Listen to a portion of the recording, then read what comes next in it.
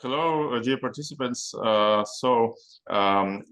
have just finished a conversation with school children, and now we have a round of conversation and including questions and answers, and the presentation by our honored guests in this meeting, including Cloe, Zeng, including Crystal Wilson, and Mike Novasio, who are currently working at Microsoft Alumni Network.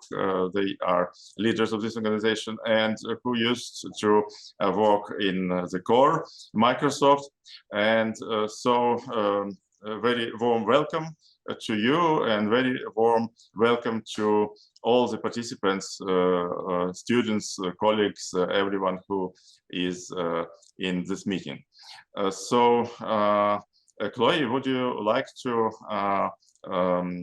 start with giving the floor to your colleagues and asking the questions that you prepared, because some of the students have already sent their questions, and we selected the most interesting ones. So Chloe will start with these questions. Absolutely. And thank you very much, everyone, for this great opportunity. It's an honor to be here and meet with all of you. And as Sergey quickly introduced, Mike, Crystal, and myself, we all have worked at Microsoft before. I will give a very brief introduction. So my name is Chloe Zeng, and I'm the co-founder for our Peace Project, Kids Helping Kids, a program to help our students in Ukrainian continue to learn. And I used to work at Microsoft as the senior director for planning and launch at Microsoft Business Operations, where we bring all of our exciting product and services internationally throughout the world, across many of our software and hardware and go-to-market expansions, etc.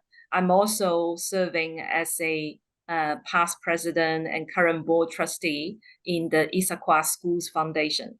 So I'll hand it over to Crystal for a brief introduction, and then Mike before we go into the question. Just one moment. Julia, would you like to say just a couple of words from the university before we start? You raise your hand.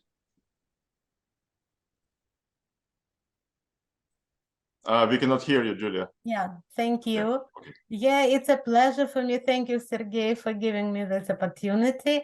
Thank you. Great thanks to you for organizing this great meeting for our students and colleagues.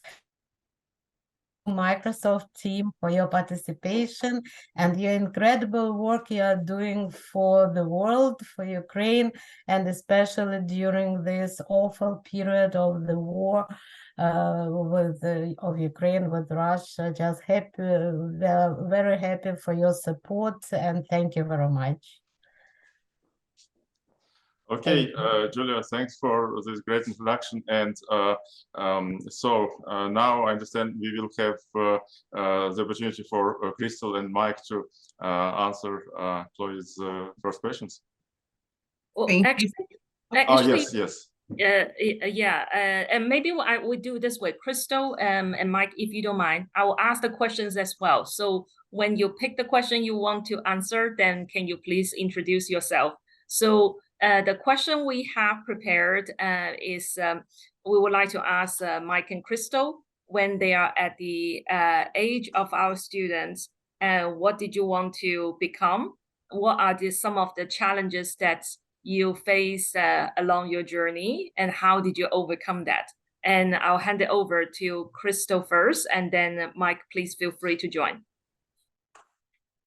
Wow, no pressure. Hi, everyone. I'm Crystal Wilson. I'm coming to you this morning my time, from Southern Utah, a state in the Southwest of the United States. I'm visiting my mother. She lives at the entrance to Zion National Park, so it's a beautiful spot, which you wouldn't know by looking at my background, but it really is pretty here. When I was your age, I didn't really know what I wanted to become. I was in college, I was taking classes, I was taking history classes because I loved history, and I had no idea. And it was pretty late in my college where I thought, you know what? I enjoy accounting a lot.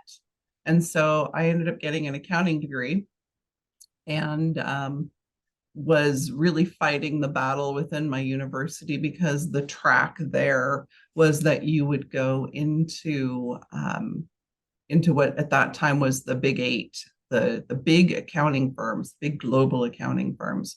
And I just didn't want to do that. I thought that sounded like a horrible path. I really wanted to go into a business and help a business understand their numbers and what was driving their business. So that was a pretty big challenge coming out of university. You asked for introduction though. So after that, I ended up a year going to San Francisco, and then I moved to Seattle. And some months after I started or moved to Seattle, I started at Microsoft. And a year later, somebody started down the hall from me who I fell completely in love with and has been my best friend for over 30 years now, Mike. We worked together at Microsoft for a number of years. I was there for 24 years and left in 2015 and went to work for the Microsoft Alumni Network. So that's my background in history. Mike?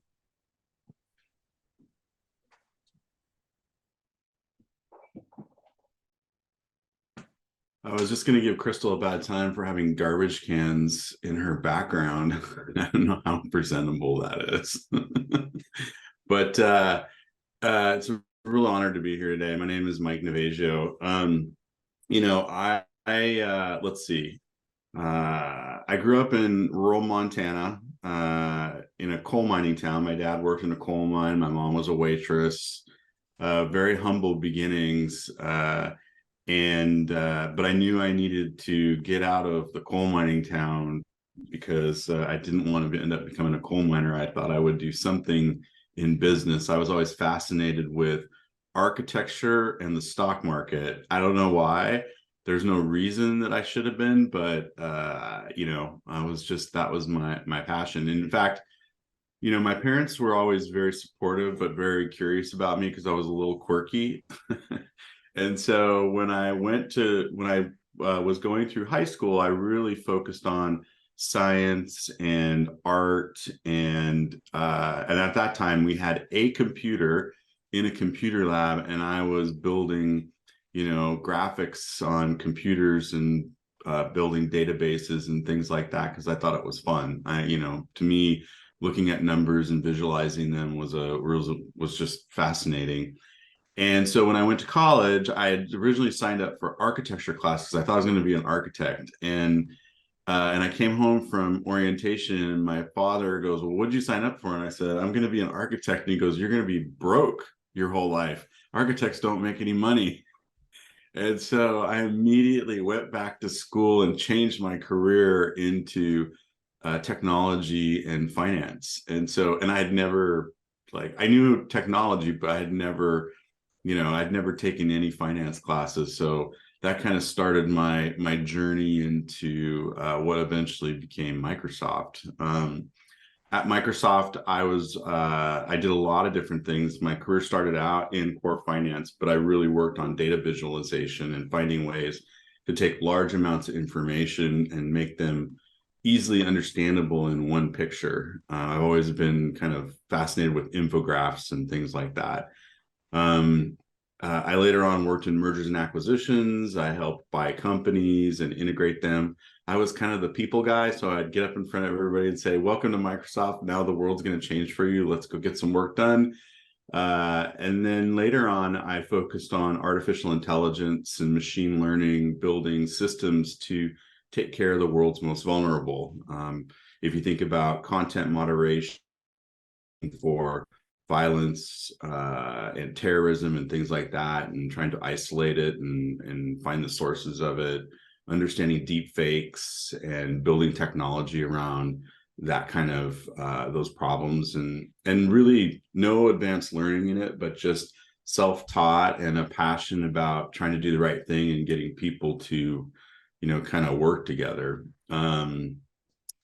I worked at Microsoft for about 27 years, and I'm currently on the Microsoft Alumni Board, and I'm currently working for another company in artificial intelligence, focused on understanding emotions and emotional response and taking care of people who have been harmed. So that's kind of my background, and a little short coal mining boy ends up becoming computer person. That is awesome. Thank you very much, Crystal and Mike. Sergey, you mentioned there are some interesting questions our students already have. So do we want to go to some of the questions our students have? That's right. Thank you so much, Mike and Crystal. And by the way, would you like, before we start that, would you like to say a couple of words answering the same question yourself? Or would you like to do it at the end of this? What is your preferred sequence? Are you asking me? The same questions that you asked Mike and Crystal. Yeah, absolutely. Maybe you would like to add a couple I of am more than happy to share that myself, even though I haven't prepared for myself, but that will You're be always ready, spontaneous. That will be more spontaneous. So as for myself, I mentioned briefly that I worked at Microsoft. But I actually worked for Microsoft for 10 years. And when I started at Microsoft, I was started in Dublin, in Ireland, in the Europe for 2 years. And then one thing wonderful about Microsoft is it provides many international opportunities. And it's just like many smaller companies, even when you are in a different organization and department. And therefore, I had the opportunity to move to the United States about 8 years ago. And I'm also based in Seattle area. And this is where for the past 8 years in the United States, me and my team are working very closely together, and I work with the amazing Mike Novasio as well, and in the operations team. And so as Mike mentioned about some of his passions, so I too very passionate about the leadership and also manager excellence, as well as about bringing the best of our people. And how do we bring out the best of everyone and create a psychological safe environment for everyone to be at their best, whether this is at work at Microsoft or outside of work in any of the volunteer and community service. That's really important. And that's also why it drove me into dedicated for our education services for many, many years. And when I was at Microsoft, I was also the community leader for the manager excellence program at Microsoft. And so at the time, Mike and I worked together for our manager community. We lead the manager community. We probably have about 800 Microsoft people managers who are in that community and sharing best practice on how can we bring out the best for all of our employees and support one another. So when I was at the age of our students, I actually have not I guess I defined my career path really along the journey. And so when I first started off with my career, and at your age, it hasn't been super clear to me in terms of this is the job or this is the industry I wanted to get into. But I always think follow your passion and what you love, and find the thing that you love to do is most important. That probably is the biggest advice, is find the thing you love and then give your 100% at no matter what you are doing in that career, then it's going to turn out wonderful. So for me, having the opportunity to work in an international company, whether this is in my prior job experience at Microsoft, and also now I too work, as Mike said, for this wonderful, amazing AI company, to build better relationship for humanity. And as a global business and technology executive, it's something I'm really super passionate to help people to make an impact on people's life.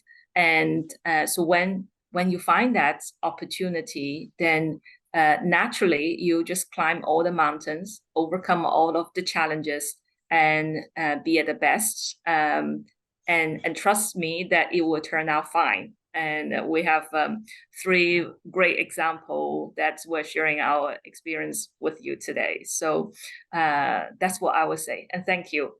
I see there are very active chats as well. So that's wonderful. So Sergey, back to you if you have any questions for us. Так, ну, друзі, тут дійсно у нас дуже активно йде запис в чаті, відповідь на запитання Крістал. Да, ну і оскільки так Клоя нас зарядила цим, що треба мати щось найкраще, найцікавіше в житті, і з цим йти по життю, да, і цю мету мати постійно в полі зору, да, і йти за нею. Давайте, може, дійсно якісь запитання спробуємо сформулювати. By the way, Chloe, in addition to those who are online, and you know, there were school children in the first part, but here we also have Sergey from, he is a graduate of University of Biotechnology, and he was a student in computer science. And so we have also in the audience students of the Concordia University here in the offline, and you can see them. Let me show you who are present in the audience. And so who will like to ask the question first? Who would volunteer? Any volunteers to ask your questions? I see there's someone raised the hand, Diana, on the line. Yes. Thank you so much. First of all, I would like to thank you all for coming. This is such an important event for us, and it is so refreshing to see your perspective and see our role models and just try and achieve those goals. It is wonderful. It is refreshing, and for that, I want to thank you. My question is, how challenging was the entire process of applying to Microsoft and maybe the first month of working? So did you experience any burnouts? How hard was it to get into Microsoft? And how did you cope with it? Yeah, I can quickly start, and then Mike and Crystal feel free to join. So Diana, this is a really great question. And for me, I was actually because I was actually contacted by Microsoft, the recruitment team in Microsoft. They found me through the professional network, and then they were having like, here's a business need with a position. They were looking at a director, a leadership position in Europe at the time. So I was actually living in Stockholm, in Sweden at the time for another company. But then they contacted me and say, hey, can we have a conversation? And then we will have an exciting opportunity, and your skill set will be wonderful to join our business. And then we have interviews and conversation, and then it turned out to be, wow, this is a great opportunity, a perfect match. And that's why that's when I joined Microsoft. That was about 10 years ago.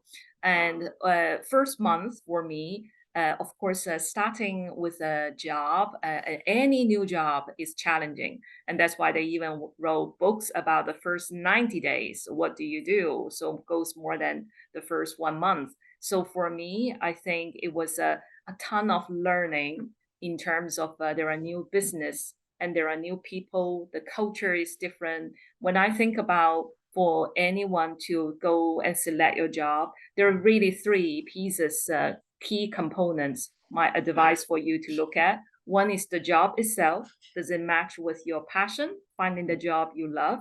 And secondly, is about what about the team, the immediate team and the manager you are going to work with? Can you see you working very productively with them and learning from each other, helping each other to be successful? And the third thing, which usually people are overlooking, is on the culture of the organization. So for me, Microsoft is just checking all of those boxes at the time, and that's why I joined. And how I overcome the challenges on learning new things and steep ramp is by getting help from all of the amazing colleagues and people around you. And Microsoft people are wonderful to help one another, and that was my experience. Thanks so much, Chloe. Who will be the next to ask your questions? Please be brave. And while you're thinking, let me also add that in the courses that Chloe and I and the team of American volunteers did for the school children, we did quite amazing things. And also, I would like to thank Mike and Crystal for their help in making these courses possible. And you know, among other things that we did in addition to what volunteers taught us, like the web design and artificial intelligence and also English and math. We also invited Chloe to participate in the courses that we do for schools with Sergey. And here is just an example of the things that we print using the various technologies. So that's well, the additive technologies that the printing, but also from a completely different point, we also work on the strategy for Ukraine, and also I would like to thank Chloe for helping in preparing it. And this is the book that I wrote and published, and this was also with assistance of Chloe and her team. And this is the book of our path for 2030. And this was also done with assistance with from the Concordia University. So great thanks to all who participated in this effort. And also together with Concordia, we started the European and Euro-Atlantic Integration Expert Center. So we will hopefully involve a lot of those who are participating in this work. And now, while I did this introduction, I see that some of you have already raised their hands, and so we are ready for your questions. Please raise your hand again and introduce yourself. I saw one hand, but I cannot see it now. Oh, yes, okay. I guess I'm going to ask my question. This is to all the panelists. So the question I have is, could you please maybe give us a hint or maybe some kind of explanation in your personal career growth? For example, what was the most important for you? Was it like certificates? Was it like studying, receiving an education? Like, what was the most crucial moment for you in your personal career growth? Because it's just, I find a pattern that it's difficult to start from, you know, after you finish your bachelor's degree, for example, and then finding a job. So, you know, this little limbo moment. So could you please explain specifically? Like, what was the pivotal moment for you? Thank you. Oh, I think that because I mentor quite a few folks, and I think that there's three things. Certifications are important, because I think anytime you're doing anything to continue your own learning of discovery, it's helpful, but it really becomes kind of real world examples of what you're doing with the with the work that you're doing. So if you have a passion project that you're working on, even if you're not working yet in a company, build a portfolio of what that is. When I was looking for jobs out of college, and I had very similar challenge because I came from a university in a rural, kind of cattle farming state, and I was moving to California to find a job in technology. It wasn't exactly like I had a huge network. But what I did have is I had a portfolio book of database work that I had done with kind of data visualization examples. And when I would finally get an interview with somebody, I would leave them with a copy of that. And why that was unique is that many people don't. They don't leave something for the interviewers to take away and kind of reflect on after you're gone. And so if you have something that you can put together, it doesn't have to be super extensive, put that together to talk about, what you've learned or what you built or what you designed, or, if you're in management, talk about, experience, using your skills and what that was like. Something that people can walk away with and go, wow, thank you for this. And what happens is they may put that on their desk and they may go on to the next thing or the next day, but they'll go back and revisit that and it reminds them of you. And so it's a little thing that you can do in addition to, always doing continuing education. In terms of like getting your foot in the door to even get to the interview process, it's a process. It's kind of the law of averages. I will tell you, even when you have lots of experience, you get rejections. I had applied for a job for a fairly senior role at PayPal. I don't know if people are familiar with PayPal. And I think I applied for that job probably about 8 months ago, and I got a rejection email yesterday. And I read it and I started laughing because I'd forgotten that I'd even applied for the job. And so don't look at those experiences of rejection as a no. Look at it as an experience of that you tried and it wasn't the right fit. It wasn't the right time, or it wasn't the right person who saw your stuff. So just like advice, always be open to learning new things. Accreditations alone won't always get you in the door, but leaving something behind after you do get that interview is really powerful, in my opinion. Okay, thank you so much. I'm satisfied. Thank you. Cool. Thank you, Anton, and thank you, Mike, for answering this question. And so we have 2 more questions. So who was the first? Well, I'll just follow the screen. So Yeva, would you like to? I think that Artem was first, but okay, thank you. First of all, thank you so much for having such an opportunity to have a conversation with you.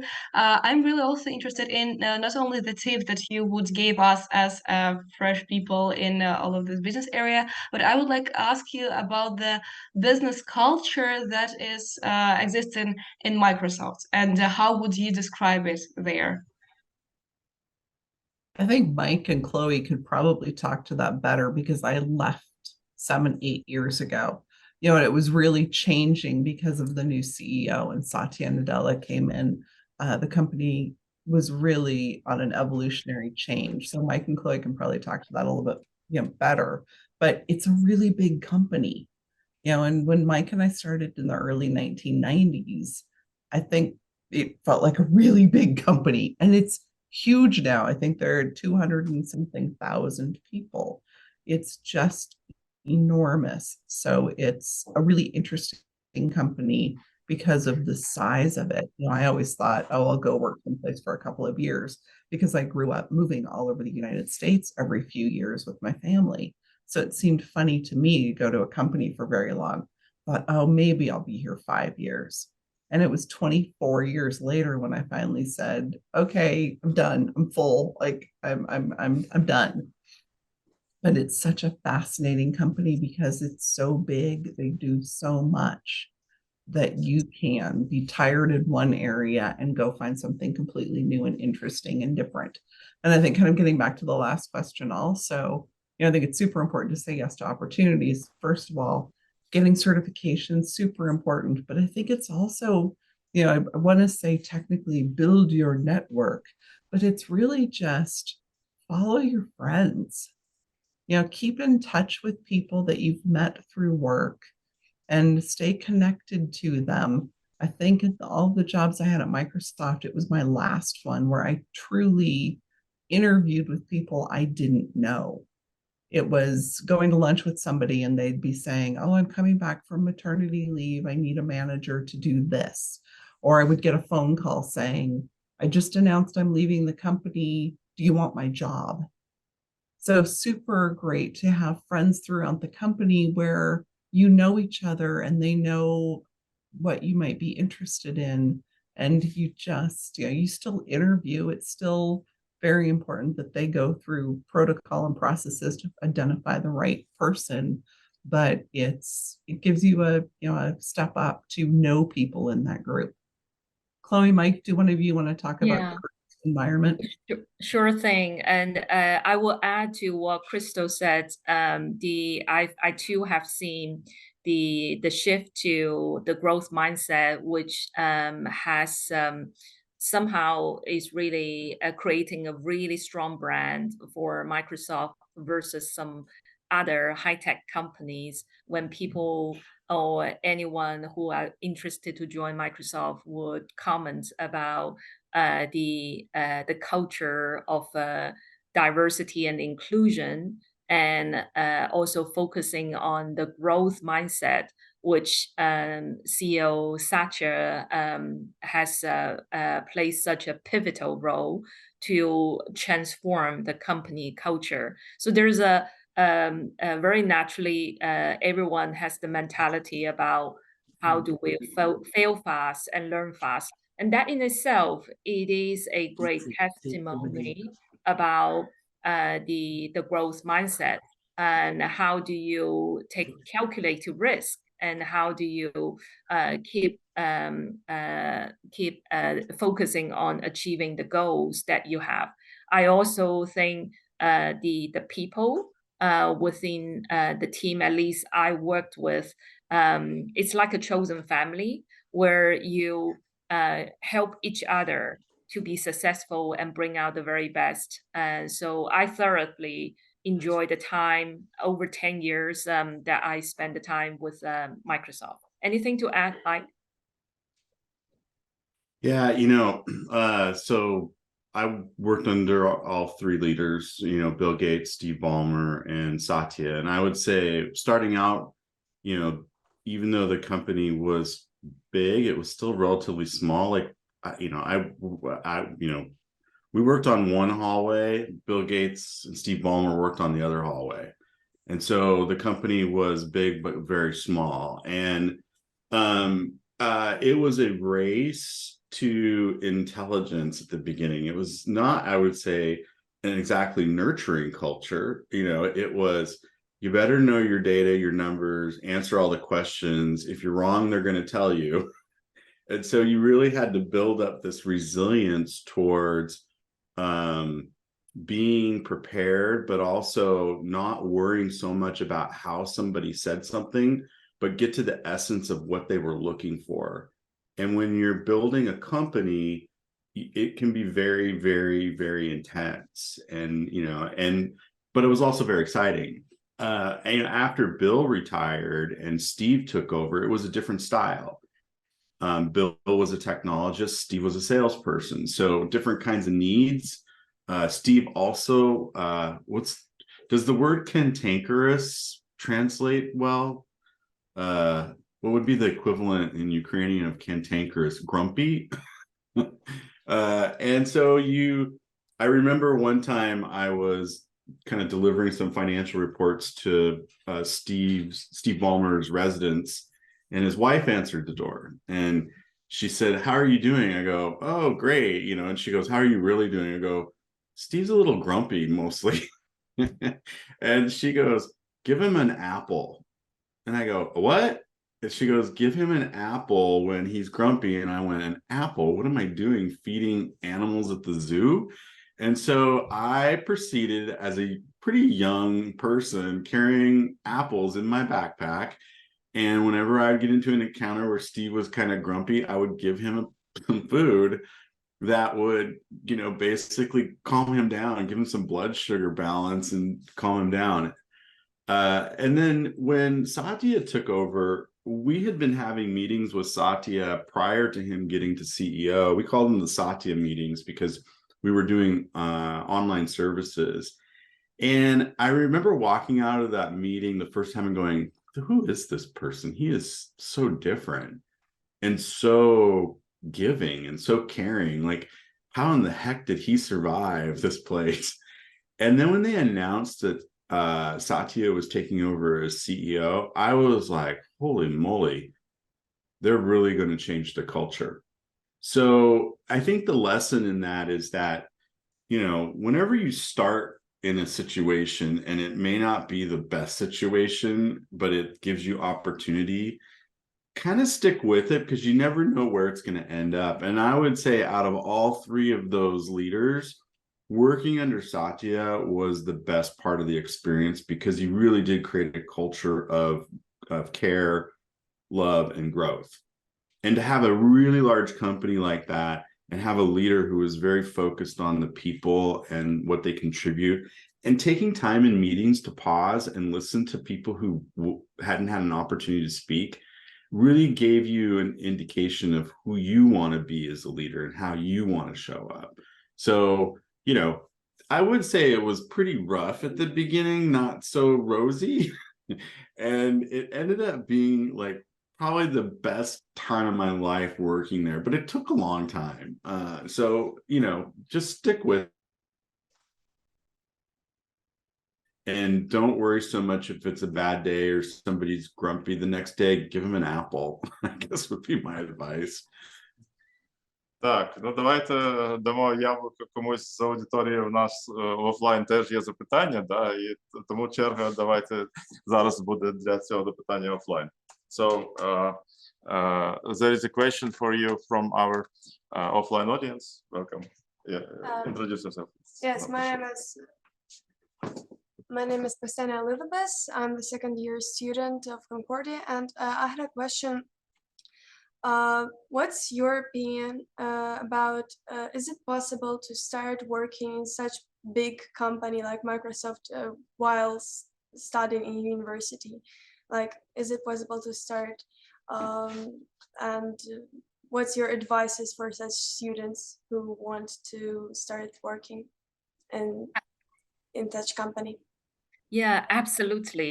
And Microsoft has, like many tech companies as well, has the internship program. So if you're asking about like students while studying at the university, then there are programs. Microsoft every year will go through the recruitment process to go, and you can check out on their website about how to apply for these internship program. What would that look like is during, usually it probably will be during the summer, then the selected students in the college will be spending and doing internship projects and on Microsoft campus and working with the Microsoft team. So it's like it's a proper job, but then you are focused on a specific task during that course of time. You're going to deliver, you're going to learn from everyone and then to deliver. Microsoft also has even I think the senior year student at high school, there is limited number of students can apply as well. But for college students during the university, definitely that program exists. So I will advise anyone, if you like you are passionate to get that experience, then search and check out on the career website and search specifically for the internship, as well as there are Microsoft also have a graduate recruitment program. So this will be targeted for a student who just graduated as well. And my advice is, as you're applying those opportunities, cast the net wide open. And like Crystal said, say yes to the opportunity. So search for all the different opportunities and different companies that you are interested for. That will be my advice. Thank you very much. You're welcome. Thank you. And now we have several more questions. And so first, I believe we should give the floor to those who didn't have a chance yet. So we have Daria and Anastasia. So maybe let us start with Daria then. And don't forget Artem, he's been sitting there patiently. Sorry? Artem? Sorry, could you repeat that? Artem, I think. Are you saying Artem's hand up? Put the hand up. Artem, Oh yes, Artem yes. been, I he's mean, been waiting. I mean that Don't we wanna had lose him. some people who already asked, but now yes, we can see Artem as well. And so let us start Daria and Artem and Anastasia this way. Okay. May I just for 1 second, sorry, I'm driving, so maybe you will not be able to hear me well, but I just wanted to comment on that situation with students. So I don't have a question, but maybe you can give me a chance to comment a bit on that, if possible, please. Thank you. Okay. So there was a question regarding, is it possible to study and working at Microsoft? So basically, I'm a 4th year student now, and I'm working at IBM. It's, I would say, almost like Microsoft. It's a competitor of the Microsoft, basically. And I'm working there as a senior IBM consultant. So I just wanted to tell you that everything is possible. And even in 20 years, I can work as a senior. So they only need, you need to learn and be eager, I would say, to have a hire, I would say, in that company that you wish to work. Thank you. Okay, who will answer or react to this? Or do we go to Artem to ask his question now? How do we go? Artem, maybe you ask a question and then we see who will be willing to react. Yes, thank you for opportunity to speak. So my question isn't addressed to a particular panelist, but in general, I would like to know, well, I think some already mentioned, but my question is about networking. So it's quite simple. How would you say networking has impacted your career growth, and especially like going beyond the basic employment at junior positions and such? How valuable has networking been for your career progression? And would you say that's an important aspect of your growth? Crystal, do you want to take that? Yeah, absolutely. It's funny because I think that networking sounds like such a formal, like almost trying to think of the right word. It is performative. It's something that you feel like you have to go do. The networking that I've tended to do, I think, has been way less formal. I had a small group of very good friends in Microsoft Finance. I ended up working for one of them. One of the guys that was in her team, I ended up working for a number of years later. So it became just a network of people that I knew through the company. When I was leaving Microsoft, I had lunch with another former colleague at Microsoft, and it said, oh, I'm trying to get a hold of this person at the Alumni Network. and I had worked with her when I'd first started. And the friend at lunch said, "Oh, well, I'm sure she's really busy. Go back to her." And it was great advice, because I ended up going back to her and saying, "Hey, I'm leaving soon. Would love to have lunch with you and see if there's anything I can do to help." And I ended up getting a part-time job at the Alumni Network, which has been great, because it's just been a fun role to solve puzzles around membership in the network and how do we stay connected to Microsoft. So my networking is less about going out and intentionally creating this huge network. It's just a lot more organic and, in a way, friend and colleague based. I just got something yesterday about a session that's happening in a few weeks with Activision Blizzard, which just became a part of Microsoft. And it's about their alumni group. And I'm like, well, that's super interesting. So I instantly went to LinkedIn and reached out to the two people who were speaking and said, "Hey, great to be a part of the same family now." So I think networking is super, super important. And like I said, most of my jobs at Microsoft, all of them, I think, were people that I knew. My first one was a cold call based on an ad in the newspaper. The next one was a dear friend of Mike and I. So I went to go work for her. The next one was another friend that I'd worked with in my first job at Microsoft. And I just kept bouncing, from friend and colleague to friend and colleague until my very last job, which was just completely out of the blue, somebody I didn't know at all in a group I had no familiarity with. So it's super, super important. Mike introduced me to Chloe, which is how I've met Sergey. It's just so interesting how the path of your world changes because you get friends and colleagues in your life who connect you with other people. So I'd say it's super important, but it hopefully is more organic than really painful in the, oh, I must go network with these people. It's just really having great people introducing you to great people. Thank you. Thanks so much, Crystal. And I can see that while we were taking these questions, there was also a question asked by Daria Luzinska about AI, and already we can see that Chloe and Mike took an opportunity to answer it in the chat. Daria, would you like to add anything to your question? Or maybe you would like to have some clarifications? Yeah, I have another question.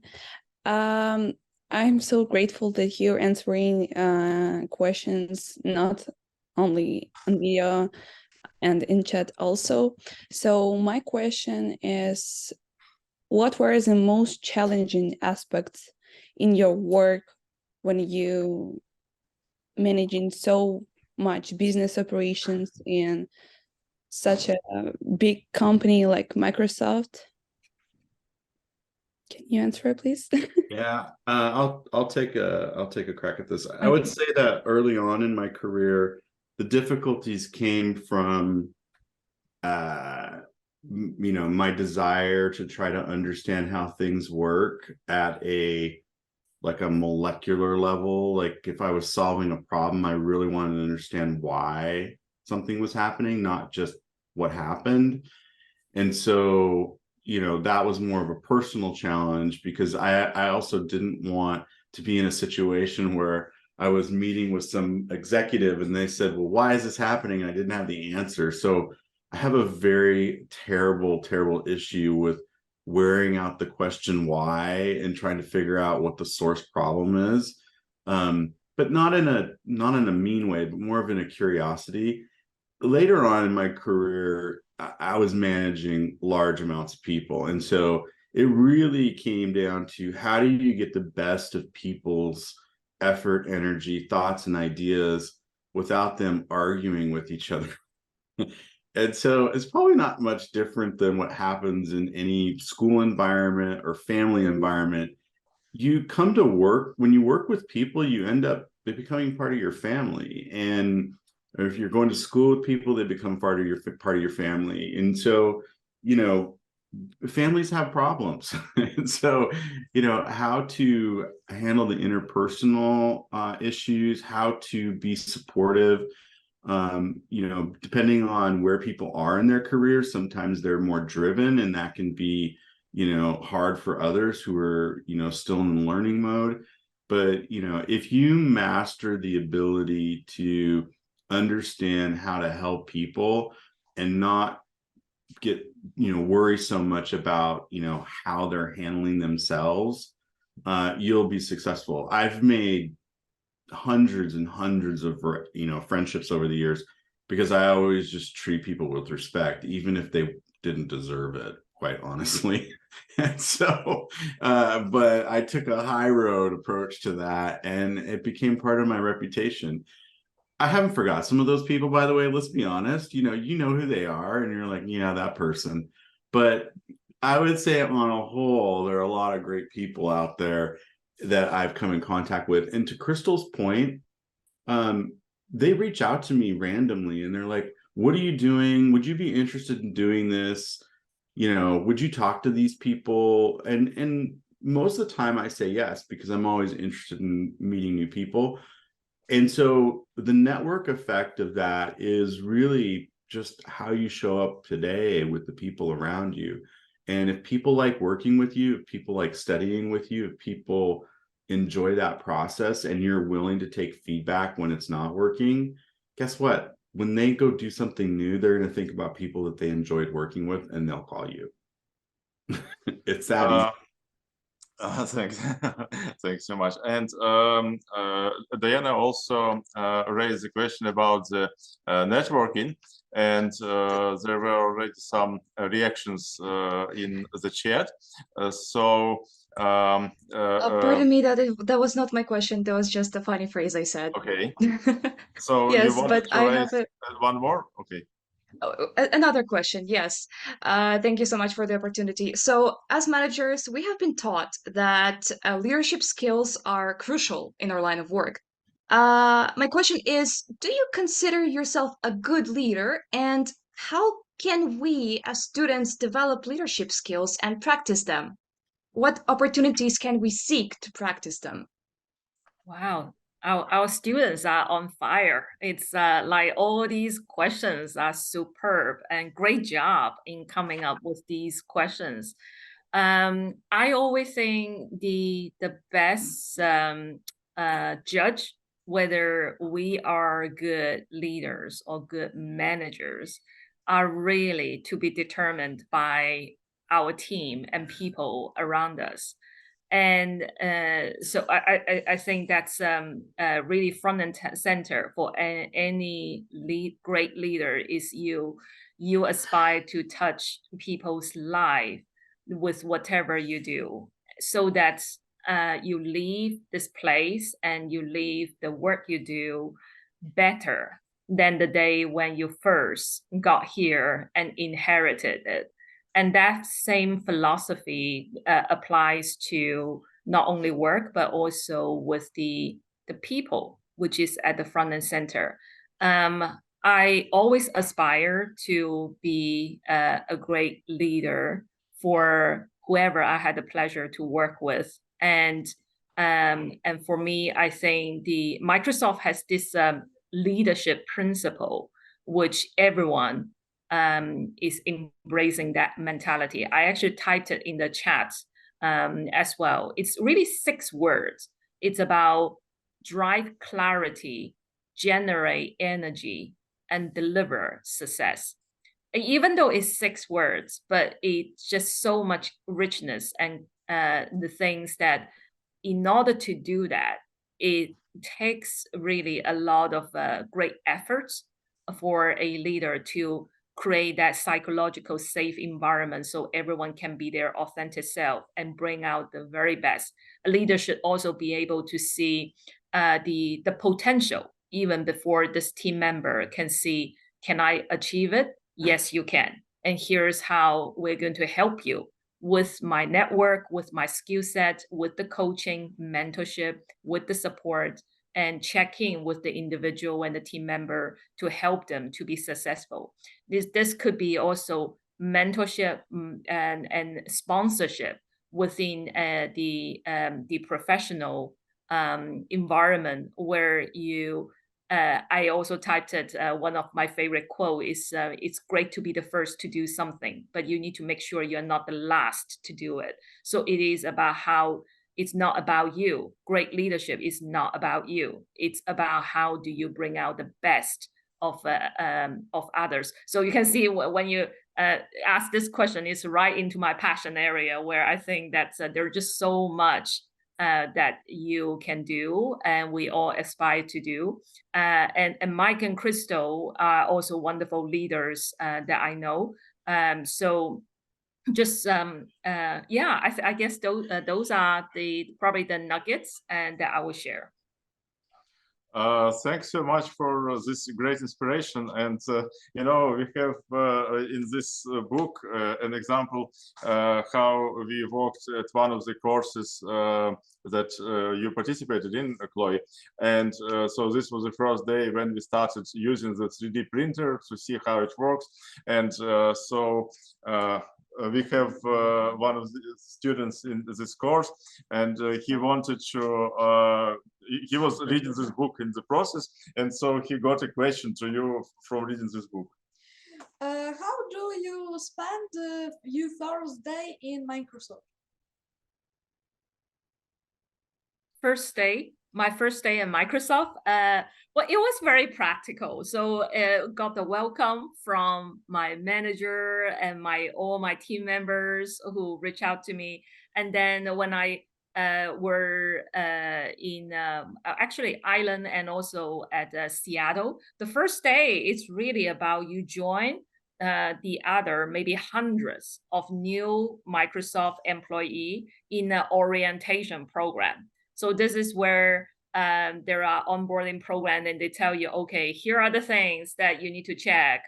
You got your manager should get your computer. You should have a working station, and here are some of the benefits. And then the experts would explain to you what does it mean for the medical insurance and taking care of you on some of the basic things you need to do. And if you are new to the country, like I was at the time, they will even tell you that there are also bank staff on site to tell you that come see us, and then we can help you set up your bank account. And here's how you set up your mobile phone, etc. So the very practical are the things on your day one, and to get a great orientation. Thanks so much, Chloe. Thanks. And we have a question from one of the students of Concordia who is here in the audience offline. Hello, everyone. My name is Barbara. I'm a second-year student also. So my question is more related. You've talked, and I saw it in the chat, about IE technology and like ChatGPT. So we understand that everything right now is developing, right? And in your opinion, what is coming afterwards? Afterwards, like ChatGPT, afterwards, like I don't know, this kind of development in IE. And aren't you afraid of it? Yes, I'll quickly mention then. Oh, Mike, go ahead. I see you unmuted. Yeah. Go ahead. Yeah, it's my job to be skeptical and afraid of technology and also try to bring out the best qualities of it. You know, I think that, you know, I will say I've been using artificial intelligence and machine learning for many years. It is, although it's getting a lot of attention, it's not new. And yet the technology that has existed has been somewhat inferior to what is currently being developed. The problem is that a lot of companies don't think about the misuse of the technology. They think about the opportunity. And my theory on that is because they don't have enough diversity of thought in the room when they're developing the core technology. And this is why we need all of you doing great things, bringing diversity of thought into that room to help, you know, build products for tomorrow, because those products impact everybody. And whenever when I see Chat GPT, and I see, the large language models, specifically the foundation models that are kind of ahead of the pack, whether it be Anthropic's, Llama, whether it be OpenAI's ChatGPT or DeepMind, which is something Google bought. There's a lot of misuse of that technology that's happening, and they are scrambling to figure out how to manage it. And so I worry about that. I worry about it when I wake up in the morning. I worry about it when I go to bed at night, because I don't like bullies, and I don't like people being taken advantage of. And so, yeah, I think that's a great question. And I think more people out there that are concerned about it and that are, joining the side of providing diversity of thought into the process of the development of those technologies, it'll help, humanity at the end of the day. Yeah. Thank you so much for the answer. We are all concerned about it. Yeah, thank you. Great. Thank you. Hello. Now, just Hello. one thing I would like to show about this course that we mentioned. We have Sergey, and if you want to print something on 3D printers and know how to do it with a 3D model, so here is Sergey, and he knows how to do everything about this. So just this was one of the courses that we did also with the help of Cloe. And now we have a question from Khadijatu, right? And Yes. we have Yes. also we have Margarita. And I noticed Khadijatu because she worked, she did some work while doing the internship with me. So I'm really, it's great to welcome you here, Khadijatu. And so let you ask a question, and then we will have the question from Margarita. Should we take two questions at once, and then let the audience, let the guests answer it? Can we do this like this? Yes, sir. Okay. Good evening, everyone. My name is Khadija Tuba. Finally a student in American Concordia University. My question is, I want to ask how many and how can you manage your stress? There was some loss of sound, so could you repeat the question again, please? Yeah, I'm asking how many employees do you have and how can you manage your stress? When you have a lot of employees, there is a lot of stress there. I want to know, how can you manage your stress? Yeah. Great questions. And I saw a similar question about on the chat as well. So when I was with Microsoft, I managed 4 teams. And so it's for Microsoft full-time employee is about 40 people. And in my first job at Microsoft, I had also managed, in addition to the 17 full-time employee, I also have 100 outsourced business process management from the Accenture team as well. And how do I manage the work stress? I think it actually really comes back to the work-life balance. My advice always for my team is protect the most important thing in your life, because only you know what's really most important for you that you cannot sacrifice.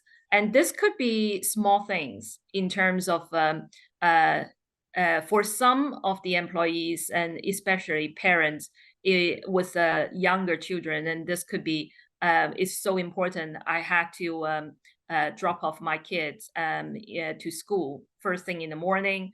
And for some people, it could be, I really need that exercise at the end of the day or first thing in the morning, so that I can recharge my energy. And so find the most important thing for you and then set the boundary and protect it. And then and be flexible where you can, and you will be surprised to find your productivity increase and your happiness also increase as well. And doing reading or doing other things can make you fuel your energy, whether this is through reading a good book and learning a new skill set, a course, or talking. Most frequent skills or tips I will use is like connecting with people and talking to a friend if you get stuck or when you get stressed. I talk to Mike and Crystal very often, and then you will get the support from one another as well. That would be my advice. Thanks, Chloe. Thanks so much. And Margarita, would you like to ask your question now? Yes. Hi, everyone. My name is Margarita. I'm very glad to be here and talk with you. I want to ask you, how do you see the future of Microsoft Corporation? And in your opinion, how much workers, employees influence the company, and how they can help to improve it, to make it better? I would like to comment on this one. I don't know whether Crystal, would you like to comment from, or Mike, from your point of view? Mike, do you want to? Yeah, I mean, I can say a few words. I think that like every big company, they're going through some transitions. It's not a surprise that the company's been laying people off right now.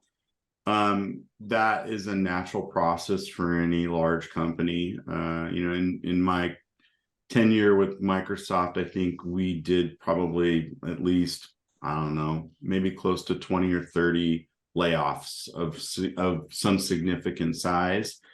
You know, culturally, the company also is going through another generational transition to artificial intelligence. And so if you think about the evolution, it started out about personal computing, so a desktop on every home.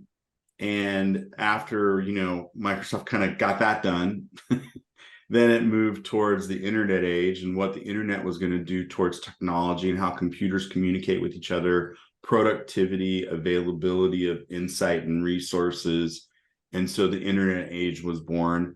And now it's going through this transition to artificial intelligence, which means AI is going to help provide efficiencies inside of processes inside of companies that they've never been able to gain historically. And as a result of that, the kinds of people that they need, the kinds of critical thinking about, you know, the future, the kinds of skills that they need are going to change. And so, you know, a company like Microsoft is always going to look,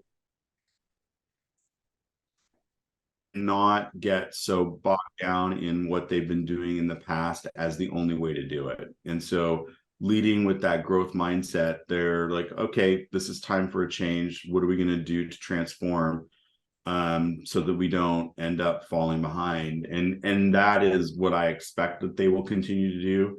And happy to see that they are doing when you see how they talk about the future. That would be my kind of take on it. Oh, thank you so much. This is a great point. And Khadija, do you have one more clarification about this? The question that you asked already? Is that what you are raising your hand about? Or your hand is just raised like it was raised in the beginning of the question? And also, I see Margarita was raising her hand, or you already had the answer to your question? Thank you very much. Okay, thank you. And so maybe if we have the questions asked, does anyone want to add anything at the end? Because we are already a little bit over our time. So anyone to say some words, some conclusion about our meeting today, which was quite intensive, quite interesting, and there was quite a lot of great points made. Maybe we give the floor to Julia, the vice rector of the university, to make some conclusion about this meeting. Dear friends, dear students, dear colleagues, thank you so much. That was so refreshing to be a part of this meeting today. Thank you for super Microsoft team for your great advice, great words, encouragement for the students. Thank you to the students for great answers. It's also very nice to hear what you are thinking about and what you are planning to do in your future life. Thank you for being so supportive and strong at this period especially. Well, thank you, Sergey. Great thanks for organizing students in the classroom. Well, that's so nice to see students in our lab. Most of our classes are now online, so it's a special occasion for students also to be together at the university. So thank you all, and we stay in touch. We are sure working with Microsoft every moment and every day, and we are hoping that our students will be more actively just working with your career website to get internship and future work at Microsoft. Thank you. Thank you, Julia. This was great. And would anyone of the guests, so Chloe, Mike, Crystal, would you like Chloe? Welcome. Of course. Maybe for some conclusion. Yeah, I would also like to thank all of you and the Concordia University, Sergey, and the students for this wonderful opportunity for us to connect with you. And one thing we have learned throughout our Peace Project, Kids Helping Kids, and through all of these interaction is we are hopeful because the students in Ukraine has taught us when you have hope, you are unstoppable. And the hope is like a superhero's cape, is giving you strength. And we see that in every interaction we have with you. And we're really inspired by your courage, your resilience, and your strength. And so we are here to support you. If there's anything we can do to help, and please let us know, and we are here to help you. Thank you. Thank you indeed for all this help that you are giving to us for this particular seminar and the Q&A session as well. And I see Crystal is unmuted, so are you going to also add a couple of words, Crystal? I'm not sure I could say any of it better than Chloe did. It's just such an honor to see your lovely faces and to get your questions and have an opportunity to interact with you. So I really am serious. I mean, because my inherent thing is networking, but it's connecting, and I love keeping track of people on LinkedIn and seeing what people are doing. So I'm very serious. I would love to hear from you on LinkedIn and hear what you're doing in the world and keep up with you. But we are just all so inspired by you and so hopeful for your future. So thank you so much for your time and for spending some of your day with us. Many thanks to you and for your time as well. And I would like to say that Mike has given and other guests have given so many good answers in the chat. I hope everyone noticed that. And Mike, you're unmuted now, so maybe it's your turn also to give some conclusion. Yeah, please invite us back. Let's try to do this again, and anything that we can do to help answer questions or help you along in career and life, we're more than happy to do it. No one asked about food at Microsoft. The last time we had that question, I was hopeful for another shot at talking about the food. But we can do that next time. And then and you're absolutely in our hearts and our thoughts. And again, let's try to do this again. Thanks. We will definitely use this opportunity. And Julia, you also are unmuted. Yeah, I just also want to thank you, our technical department, for organizing all of us together with the students in the classroom and Dean's office and international department. So thank you to all of you. So yeah, great. we have Vladislav who did a great job in setting it up. So Vladislav, many thanks to you, and thanks to everyone. Thanks. Olga did a lot of work to make sure this is happening. Olga Glazova is also here among the participants, and we have Lyubov Kondratenko, who is also vice rector. She's so much caring about the students, and I'm grateful for her part in all these meetings. And we have many other team members, so it's a good mixture we have now of the students and the staff. Thanks everyone, and for your great questions and answers, and hopefully we will do more next time. So thanks again. Thanks everyone. Thank you, Sergey. Thank you to you too.